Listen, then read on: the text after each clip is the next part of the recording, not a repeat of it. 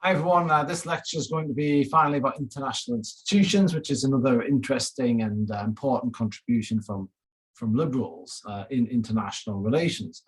And let me share the screen before I forget. All right, so this is taken from Cohen 1998, which I believe is an article that I'm going to share with you as well on Canvas, so watch out for that. So early attempts at international institutions, right? It's a fairly recent, I'd say a recent attempt. International, we should talk about international a little bit, right? International institutions, right? It's this idea that these are institutions that bring together nation states.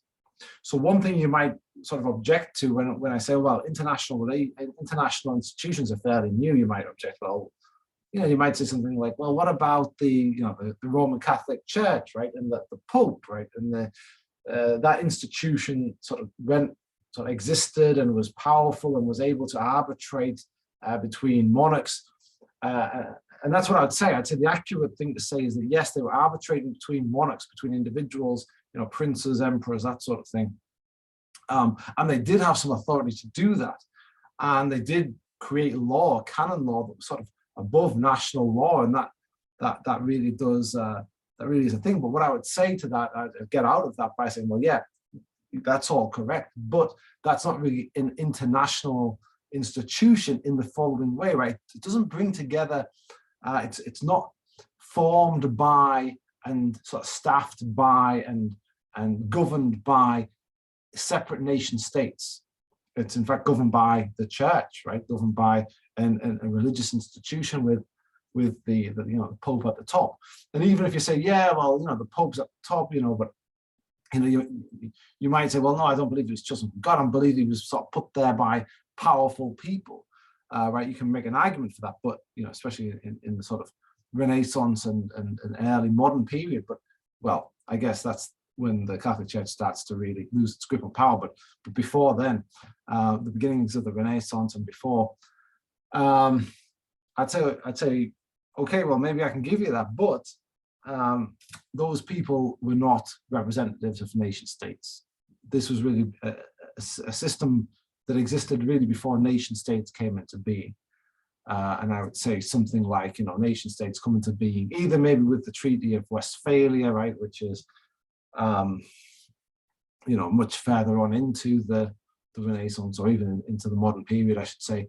And then, maybe if it's not that, then it's the French Revolution, right, which is the end of the 18th century. So either way, I'll say it's not international. It's not an international institution. It is an institution which exists across the whole civilized modern world, I guess, at the time, but it's not made up of nation states. It's made up of something else.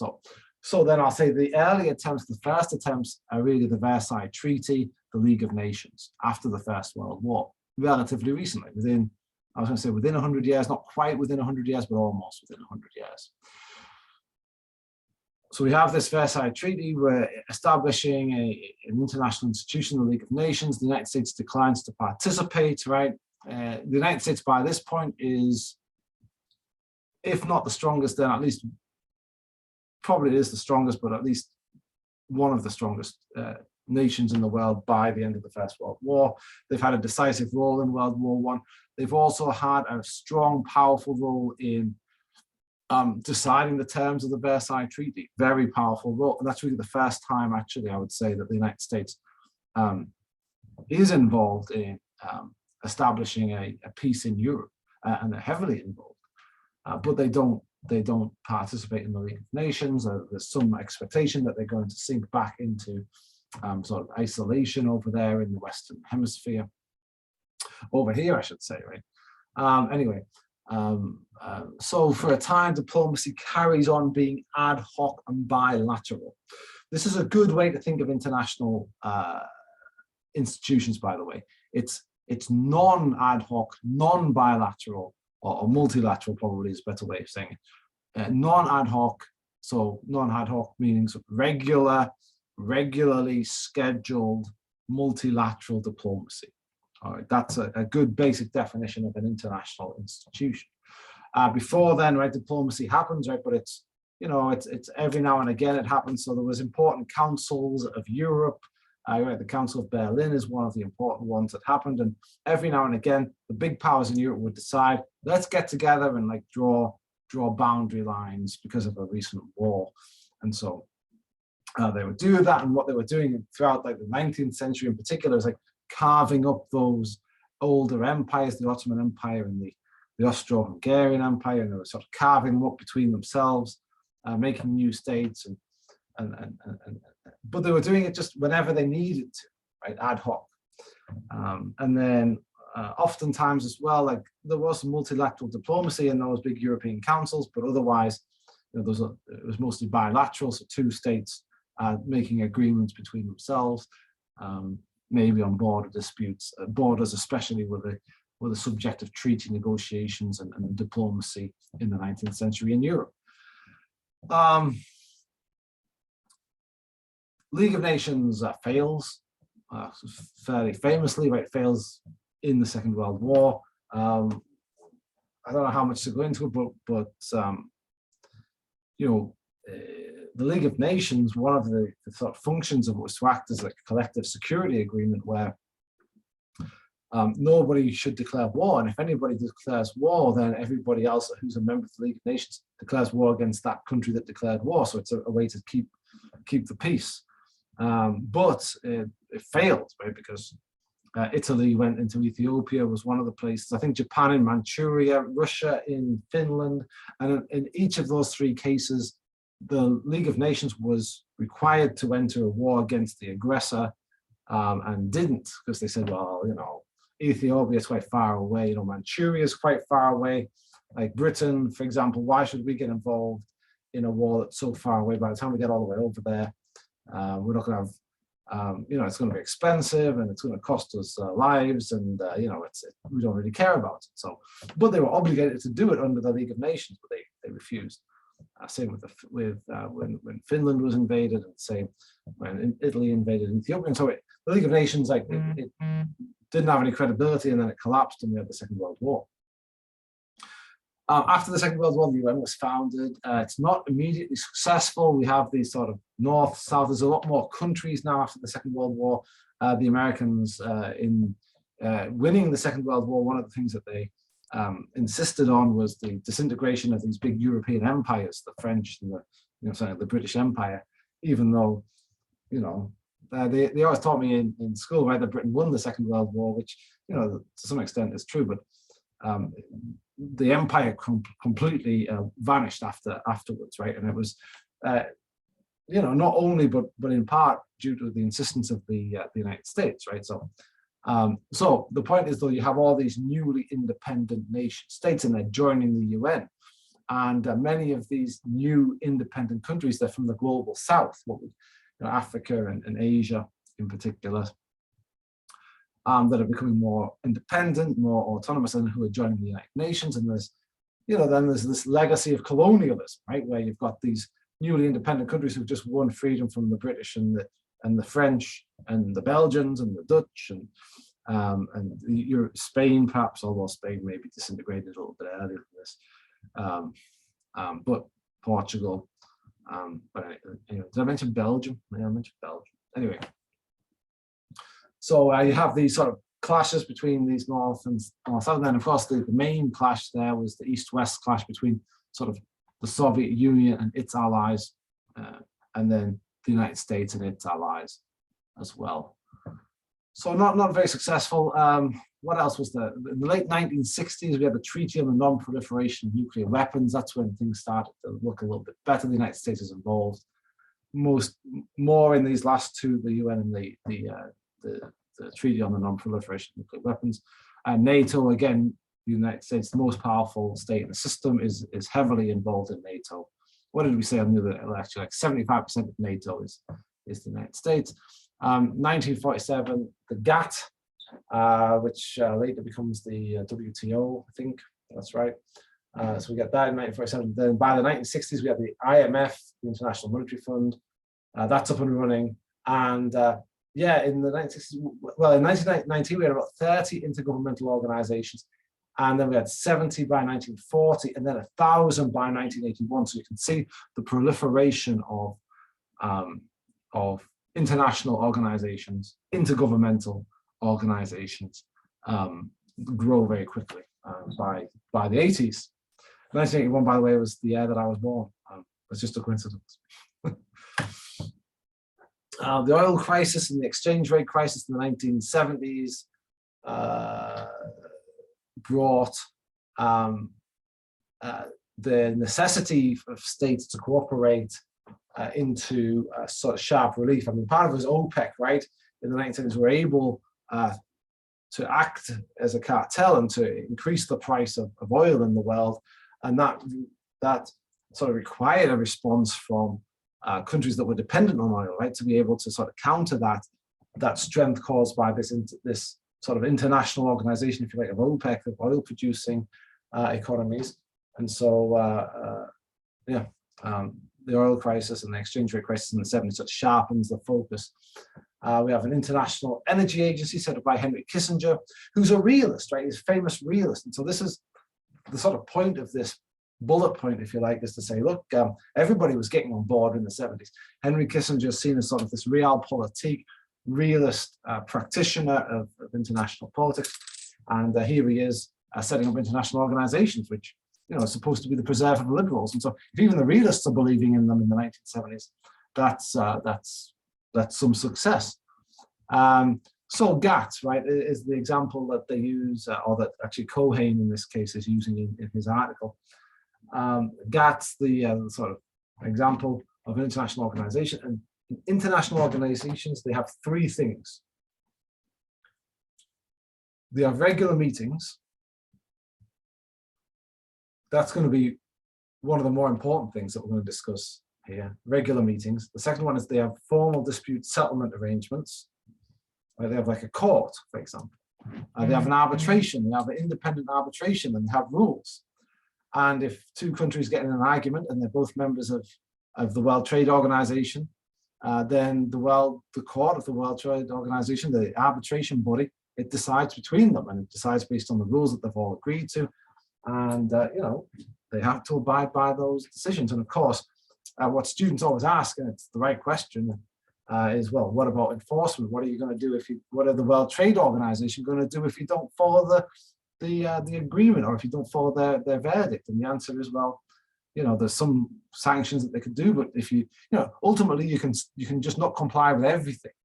But if you do that, right, now you're no longer a member, right? And so now you don't enjoy the benefits. And so states have to weigh that up, right? Say, well, if we want to continue to enjoy the benefits of this international organization, then we have to continue to keep the rules. And if we don't, then there's, and if we don't, and then we get sanctioned, we're going to have to pay the sanctions. And if we don't, then we're not going to be able to enjoy the benefits, right? So it's a choice that they get to make. Otherwise they have regular meetings, formal dispute settlement arrangements, and delegations of tasks to a secretariat, right? So they have, this is another important thing, international organizations, they have their own employees, they have a group of people, a body of people, of experts, technocrats, if you like, people who are, you know, understand in the case of the GATT, which is now, as I said, the World Trade Organization, you know, they're experts in international trade and international trade law and relations between states based on trade. So, you know, very smart, very capable people who are working a full-time job in order to support this particular international organization. And this secretariat, they're the secretariat, and that's quite a facility, right? It's a good body of people to have, and they're always working on it. And they, you know, governments care about trade. The United States government cares about trade. The British government cares about trade, and so does the Russian government, the Chinese government, and the Indian government, and all the governments care about trade. But the thing with governments is they care a lot about trade, but they have all sorts of other things that they also care about. They care about security, for example. That's a big one for them. They care about education, right, and healthcare. You know, they care about, I don't know, transportation links, and they care, you know, they have a lot on their plate. People at the World Trade Organization, they only care about international trade. And so you can see now they're heavily concentrated, heavily specialized, where governments are not.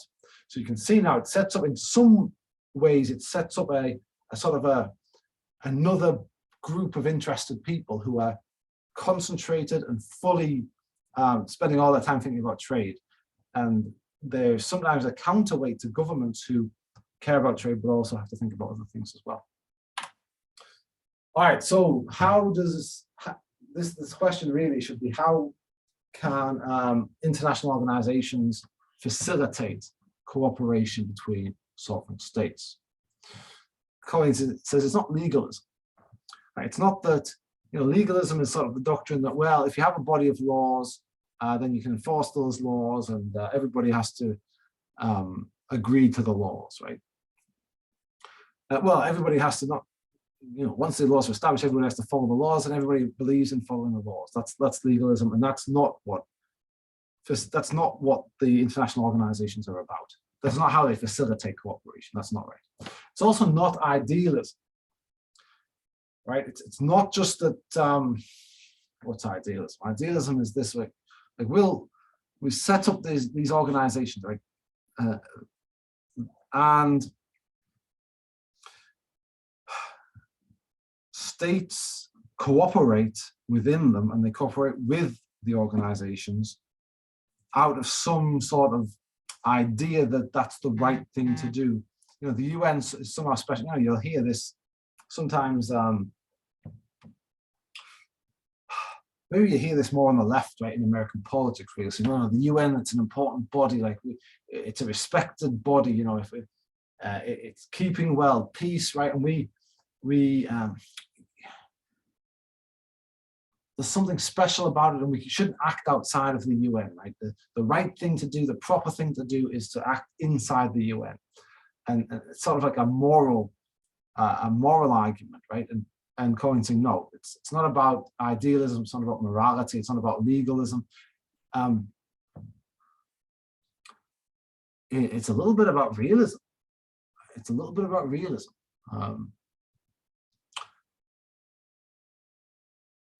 There's relative power and competing interests that are forming the basis of the problems of cooperation, but institutions are reducing the costs that that relative power and competing interests put up there. And one of the ways that they reduce these costs is that they reinforce practices of reciprocity. So think of this. Have you ever heard of the prisoner's dilemma? Hopefully you've heard of the prisoner's dilemma. I'm not going to go into a ton of detail about it, but I'm going to give you a quick sort of reminder. If you want to know more about it, you can find something online that will go into more detail about the prisoner's dilemma. It's a very popular game, and it has all sorts of implications and applications, and it's oftentimes applied in international relations. But the game goes something like this, right? So you've got two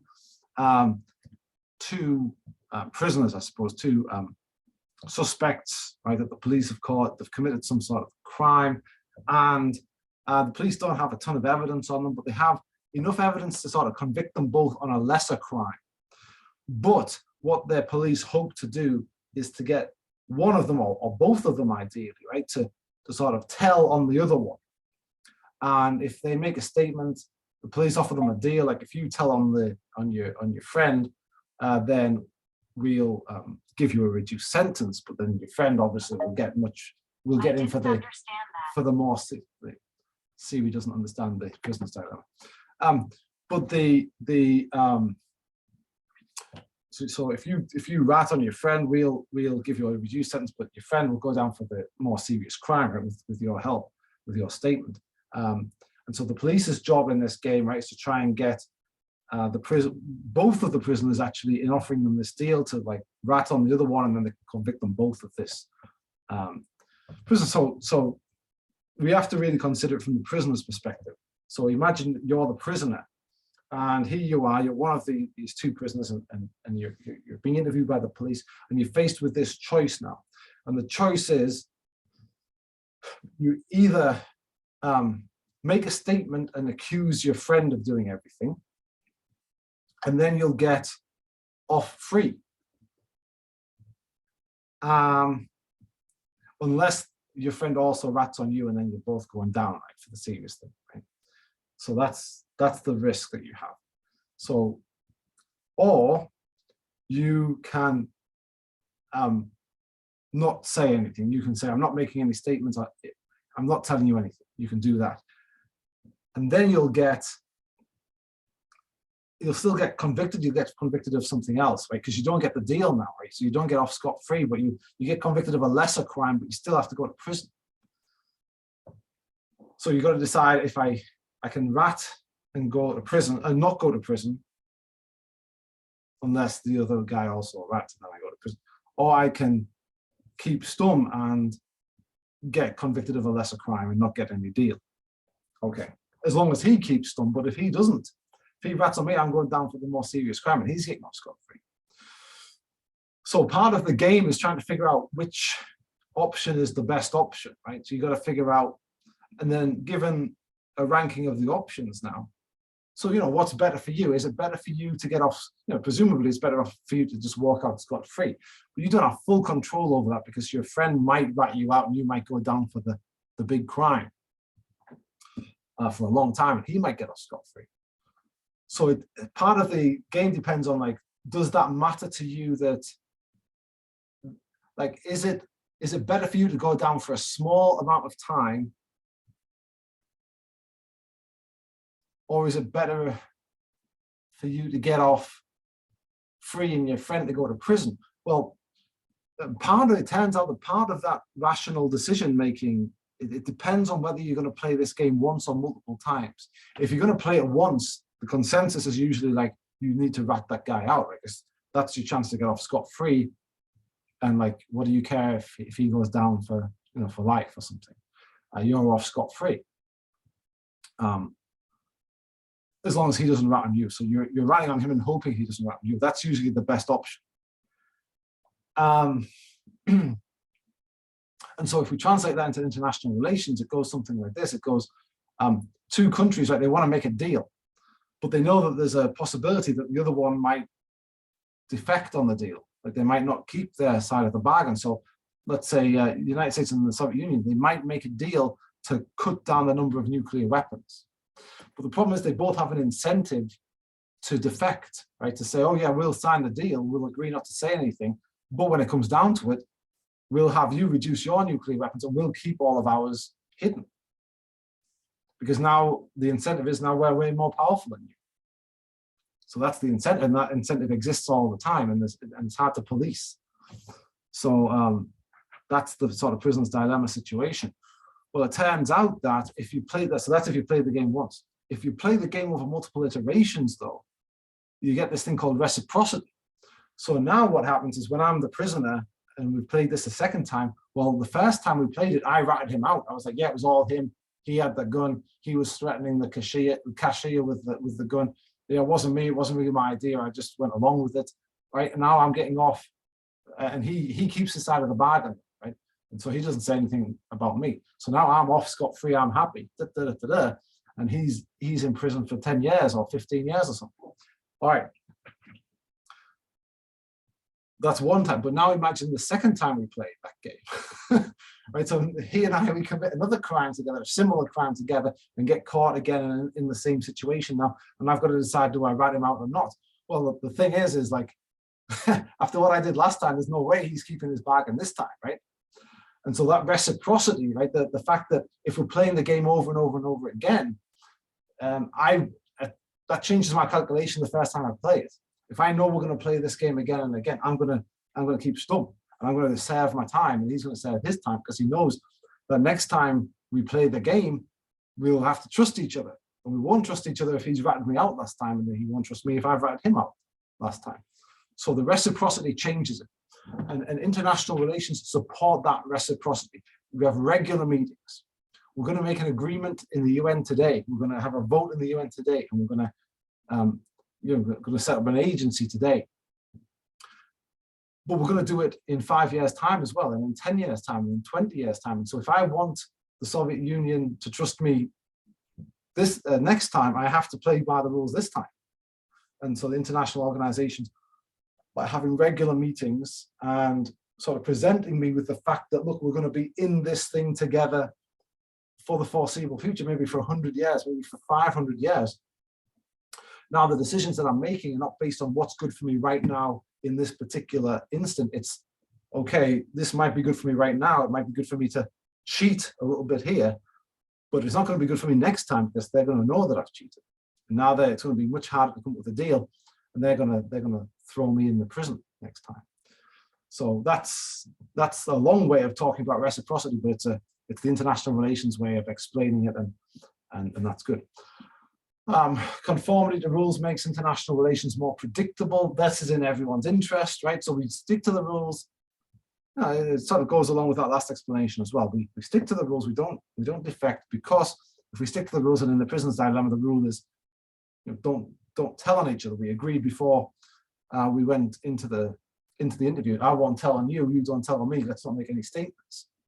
And that's the agreement. And in international relations, it might be, let's reduce our missiles.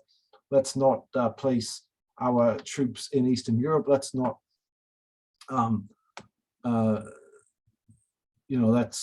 let's not fight a war. Let's not invade this country. If you don't invade them, I won't invade them. Something like that. And if we establish those rules and we agree to them, it makes international relations more predictable for us all if we all stick to the rules. It's less dangerous if we all know what everyone else is doing. And then transparent negotiations reduces private information. And so the important thing here as well is that international institutions help us to stick to the rules, because they increase the penalty for defecting on the rules. So if I defect on the rules, the penalty might be that next time this country doesn't trust me, right? Or next time this other prisoner dobs me in. That might be the price. But international organizations, they enhance that price a little bit, because they say, okay, you've broken the rules. We're going to identify you as a rule breaker. Everyone's going to know. We're going to make a pronouncement about it in an international forum. We're going to tell everybody you've broken the rules. We're going to tell them how you're going to break the rules, and we're going to penalize you. And yeah, sure, you can ignore the penalty and you don't pay the fine, but if you don't, everybody will see that that's a second way that you're a rule breaker. And now all the other countries who are members of this organization are going to look at you and they're going to say, this guy can't be trusted, right? And imagine the prisoner's dilemma, right? In the criminal underworld, everybody's going to look at me and go, that guy, he can't be trusted. We don't do any jobs with him, and even maybe we go and kill him, right? Because he can't be trusted. He's making statements to the police. He's getting us sent down for long periods of time so he can get off scot-free, right? And nobody wants to be in that situation, right? Nobody wants to be the one that everybody else is against, right? And so international organizations, they increase that risk, I guess, right? And then transparent negotiations reduces the private information. Remember private information from before in the rationalist explanations of war. It reduces uncertainty. This is the main slide, I'd say, for this lecture. It's what do international organizations do? How do they do their job? And again, it's not just about law. It's not just, oh, well, they enforce the law. That's not really true. It's not about idealism. It's not that there's something special about international organizations that we all are morally obligated to follow. It's not that. It's that they facilitate, they reduce the costs of cooperating. They make things more predictable. They increase the costs of defecting on agreements, and they reduce the cost of making and policing those agreements. The international organization takes that cost, which really just distributes that cost amongst everyone. They have that secretariat who are watching you and who are policing things and verifying agreements and that sort of thing. Think of the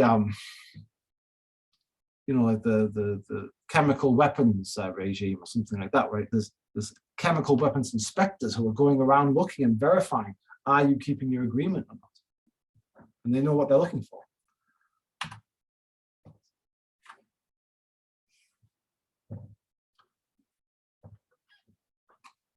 But here's some initial criticisms of international organizations. One, it says they're insignificant because institutions can't stop security competition between great powers.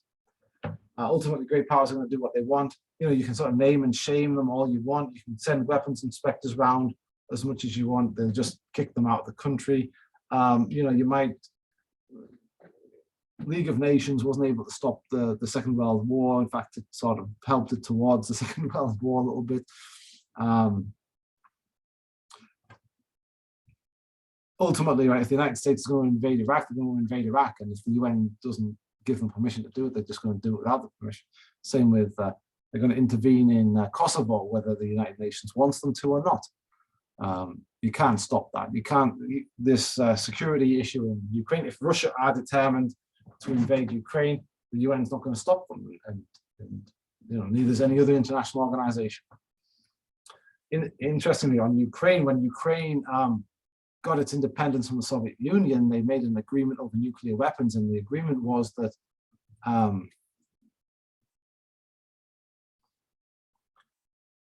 they'll give up their nuclear weapons to go back to Russia, which now looks like a pretty bad decision, but in return, the United States, Britain, and Russia, I think that's right, would guarantee the security of Ukraine, and that's where we're at. So, you know, that's also like a small international organization there, the sort of security guarantee for Ukraine. And well, is it going to work? We'll see. Great powers dominate institutions. Oh, this is the other thing, is that great powers dominate institutions. Oftentimes what I do is I look at the IMF. Who has the biggest amount of voting power, the most amount of votes in the IMF? It's the United States. They have about 16% of the vote in the IMF, which is not exactly dominating, but it takes a lot of other countries to overrule the United States in that, because otherwise countries have, you know, sort of maximum sort of 4 or 5%, right? So it takes 3 very big countries to overrule the United States in the IMF. So that's another criticism. States care about relative gains under anarchy. That doesn't. They're still going to make deals, even if deals are easier to come by and easier to police. They're still only going to make deals that increase their power in relation to other states. And also, just because states are talking doesn't mean they'll come to an agreement, right? You can have regular meetings all you like, but that doesn't mean that they'll agree to anything. And then there's some current debates in the literature about international organizations. The questions that they're asking is like, what structures, processes, and practices make institutions more or less capable of affecting the outcomes? Who should control the agenda? Should it be the Secretariat? Should it be the most powerful states? Should it be more widespread than that? What voting arrangements should be used? Right, we talked about the United States voting in the IMF. Should it be one state, one vote, like the UN General Assembly, or should it be that some states have a veto, like the UN Security Council? All right. And then what's the role of ideas, norms, and identities in outcomes? We'll talk about more about that in constructivism probably. Finally, you'll hear people talking about this democratic deficit. It's like, okay, if decisions have been made by high government officials in these international organizations, they're being made behind closed doors. They're being made by, let's think of the World Trade Organization, let's say makes a decision. Who's involved in making that decision, right? And so you say, well, let's say it affects the United States' ability to export a certain commodity or to import a certain commodity. And that affects a whole sector of the US economy. That's, I don't know, let's say steel workers or something like that. Well, steel workers, they can lobby the US government. But that doesn't necessarily mean that, you know, maybe they can successfully lobby the US government and the US government will try and fight on their behalf, but ultimately the United States, can they be outvoted in the World Trade Organization? And if so, where's the democracy there, right? Because those American steel workers and their allies, they can only vote for the United States government. They can't vote for the Chinese government or the British government or the Brazilian government or the Japanese government, right? That might be arguing in the World Trade Organization for a different trade regime for steel. So that's the democratic deficit. They're not accountable. The Japanese government's not accountable to the American people, but they're part of making the decision-making process. And of course, it's not just Japan. Obviously, it's like every other country. So you know, and similarly, obviously, the Japanese citizens can't vote for the American government, right? Who are having a big say on what happens in terms of trade in Japanese industries, right? Maybe the trade in oil or something that's important to the Japanese and not as important perhaps to the United States, who have their own supply. So that's that part of it. The other part of the argument is that, like, the decisions that are made are being implemented by unelected technocrats. So let's say in the United States, let's say we have this vote and we decide, we pass the bill, right, that talks about election law, and we say, okay, Congress passes it, we voted for Congress, right, so it's democratic, and they've decided now that, let's say, you know, every state has to accept mail-in ballots 14 days before. And then they'll have to institute some sort of an enforcement group, right, who go around making sure, and if anybody doesn't get their mail-in ballot, they'll complain to these guys, and these guys will investigate. But these guys who will be investigating will be employees of the American government, right? And so you'll say, okay, well, if we don't like the way they're doing their job, we can blame the US government, we can vote them out of office and vote some other people in who will change the way that these guys do their job. But that's not the case in international organizations. The people who are enforcing these agreements, they're technocrats, they're unelected, they're not part of any government, they're part of this international organization. And so who do we complain to about them? If they enforce it in a way that we don't like, where do we go? And there's nowhere to go. You know, we go maybe to our own government, but our own government doesn't have full power over these guys. Right? So anyway, this is the democratic deficit.